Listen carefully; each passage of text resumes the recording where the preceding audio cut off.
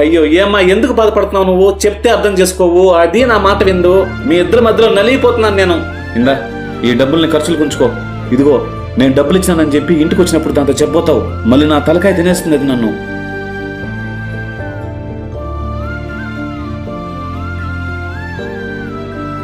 ఇదిగోమా, ఈ డబ్బుల్ని నాన్నకు తెలియకుండా పెట్టుకో.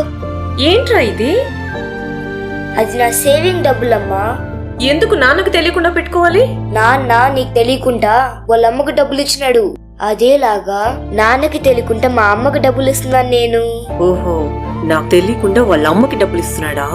రాణి ఇంటికి చెప్తాను, కాళ్ళు ఎరగొట్టి పెడతాను. అది సరే, ఈ డబ్బుల్ని నాకెందుకు ఇచ్చావు నాన్న?